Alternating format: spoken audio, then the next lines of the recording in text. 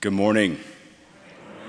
It is so great to be in the house of the Lord here today. I first want to just thank Pastor Adams for the invitation to speak before the congregation this morning. I also want to extend greetings on behalf of my home church, the Olivet Institutional Baptist Church, and the Reverend Dr. Jawanza Colvin as well. But I think it's important that we give this church its recognition and a round of applause for over 60 years, this church has served at the moral consciousness of this city. And we're going to continue to need your voice and your commitment and your dedication to lift up every resident in our fair city. Now, I was born and raised in the Black Baptist tradition, and I recognize I have a short window of time. So, as my pastor would say, I have a good message, but I'm not going to hold you too long this morning. I want to just spend a few minutes really reflecting on my own relationship with Christ, because I believe that this is not a religion, but a relationship. And three important values that have shaped my own faith journey. First, the value of purpose, the value of integrity, and the value of collective responsibility. First, on the value of purpose.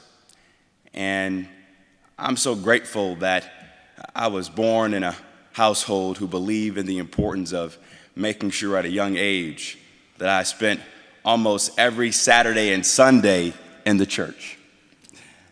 And my late grandmother, Irene, would always remind me of the good story of our brother Moses, and how Moses, in a very serendipitous way, found his own purpose. When I would get weary, when I would get frustrated, she reminded me of the story of Moses and the burning bush moment. And for folks that might need a refresher, Moses was an elite member of his community at the time. He was minding his own business, doing his own thing. And one day he encountered a bush that was burning. And he heard a voice from God. And God said, "Moses, I need you to lead my people out of persecution." Moses said, "God, I have no idea how to lead." God had to remind Moses that he was the great I am, the Jehovah, who had all the power, that he would help him and give him the tools that he needed to uplift the Israelites out of persecution and slavery. Then Moses quickly responded and says, "Okay, God, I believe I can take this mandate, but I'm a terrible public speaker.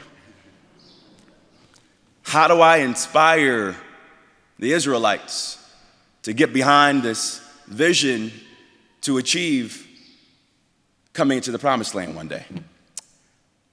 God said, "Again, let me remind you, Moses, I got your back. And there's a good brother named Aaron who's going to be your spokesperson to help you lead the Israelites to the promised land."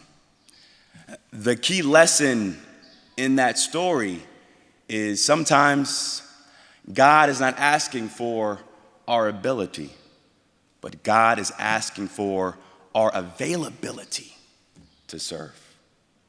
And this story hit hard for me in 2020, after we saw our city and our nation undergo two pandemics. First, the pandemic of COVID-19.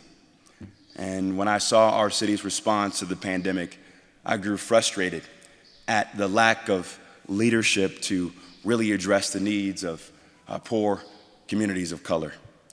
Then we had the second pandemic, a new racial reckoning in America, which in my opinion has been the key driver of what I've been calling America's third revolution after we lost our dear brother, George Floyd. And when I saw our folks marching for justice, marching for racial equity in this city and across the country, I realized that I too had to get off the sidelines, that I too had to step into the arena. And I had never run for office before. I didn't have a PhD in how to be a mayor, but I had a good pair of tennis shoes, I had a clipboard, and I knocked on a lot of doors because I believed that this city deserved dynamic, bold, visionary leadership.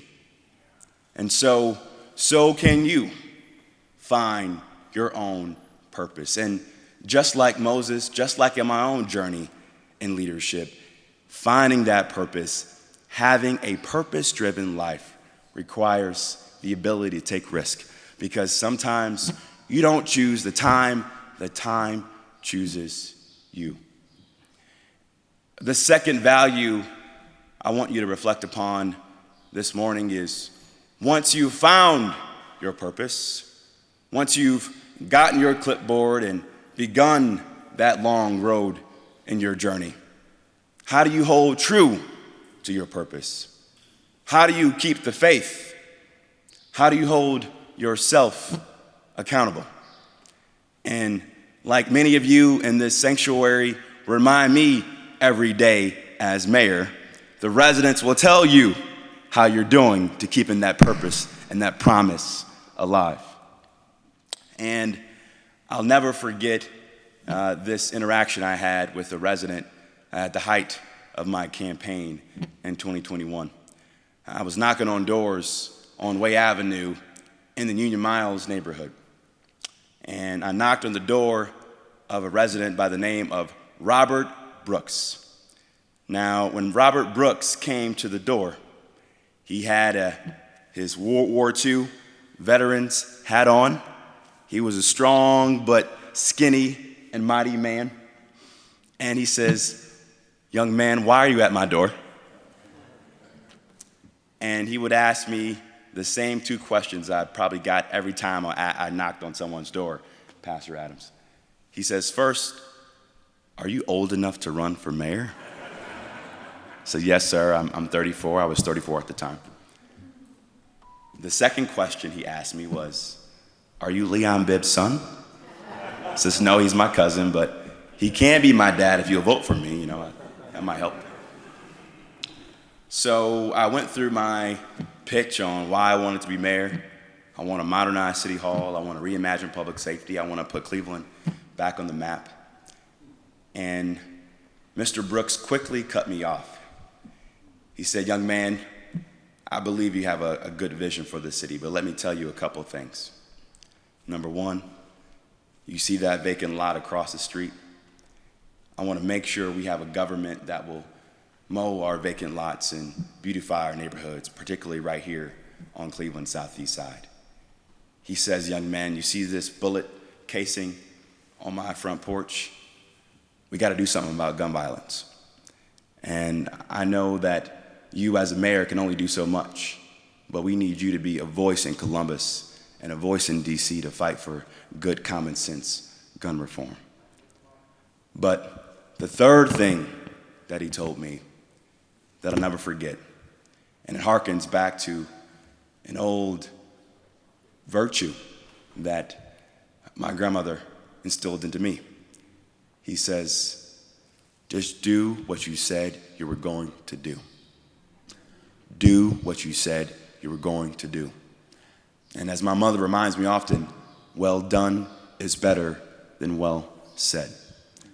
And so once you've gotten your purpose, once you've begun your purpose-driven journey, always remember that those that are counting on you want you to deliver with actions. Words are great, but your actions, your deeds are what makes that journey purposeful. The third thing I want to discuss is the most important value, the value of collective community responsibility. That we are our brothers and sisters keeper, which speaks to the heart of the Christian tradition. And this is something that I see every day as mayor. And when I was mayor-elect, I remember having a very heart-to-heart conversation with now Senator Cory Booker, who used to be mayor of Newark. And he tells this powerful story of being at a funeral one day for a young man who had died due to gun violence at the young age of 14. He talks about sitting at the front row of the funeral, a packed church house, filled with clergy, filled with business leaders, filled with activists, filled with nonprofit leaders. And the biggest question that Cory asked himself was, where were those business leaders when that young man couldn't find a job when he was in middle school? Where were those community heroes and activists when that young man couldn't find a good meal or a good home to go to at night? Where were those teachers when that young man could not read at the 3rd grade? I tell you that story because we all have a role to play to make the promise of this city and the promise of this nation real. That's why my faith and what Christ calls us to do is so important. And I think about where we would be if Christ did not live up to his own ideal of giving back. And I think about where the world will be if someone did not evangelize the promise of Christianity and the gift of salvation to all of us. And so, as you reflect on your own faith, as you reflect on your own relationship with Jesus Christ, think about your purpose. Are you doing well, or are you struggling? Think about your own personal integrity. Are you living up to what Christ calls us to do, to be ambassadors for him on this earth? And think about your own individual responsibility. Are you a leader in your community? Are you a leader in your house of worship? Are you inspiring others to get involved? If we ask ourselves these 3 important heart questions, and if we hold ourselves to these 3 critical values, surely will we not only have a better city and a better nation, but we will live up to what Christ calls us to be, ambassadors for him here on earth, to give to those that need it the most. And so in closing, I want us to reflect on a piece of literature that I often reflect on when my days grow weary and tired as mayor of this great city. I often go back to the letter that Dr. King wrote in a jail. And in that letter, King talks about the importance of time. He says, at the height of the civil rights movement, when King and others were fighting for voting rights, they were fighting to make sure that black folks got their fair share. He said that those of ill will have used their time more productively than those of goodwill.